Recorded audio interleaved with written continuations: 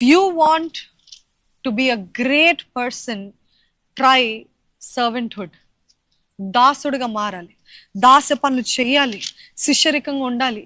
ఈరోజు ఆ వ్యక్తి దాసుడుగా మారాలి, ఒకరి కింద, ఒకరి అధికారము కింద ఉండాలి, ఆ అధికారం కింద తట్టుకోగలగాలి, అధికారం కింద కొంచెం ఓడ్చుకోవాలి, సహించుకోవాలి. కొన్ని చాలా మామూలు పనులు చేయమంటారు, ఇది నా హోదా కాదు, ఇది నా స్థితి కాదు, ఇది నా స్థాయి కాదు అని కాదు. Can you be invisible for a while? ఎవరు మిమ్మల్ని మెచ్చుకోకపోయినా, గుర్తించకపోయినా, మీకు తలాంతులు ఉండొచ్చు, మీకు వరాలు ఉండొచ్చు, మీకు ఇవన్నీ ఉండొచ్చు, but still God is purposely testing you. మిమ్మల్ని ఇన్విజిబుల్ గా పెట్టాడు, కనపడకుండా పెట్టాడు, దాచుకోమని చెప్తున్నాడు, మీ తగ్గింపుని చూస్తున్నాడు, మీరు ఎంతగా ఓడ్చుకుంటున్నారో చూస్తున్నారు, మీ పరిచర్యని చూస్తున్నారు, మీరు ఎంతగా సేవకులకి లోబడి ఉంటున్నారో చూస్తున్నాడు దేవుడు. అంటే శిష్యరికాన్ని మీరు అనుభవించాలి, శిష్యరికాన్ని చేయడానికి మీరు సిద్ధంగా ఉండాలి. It might be any kind of work.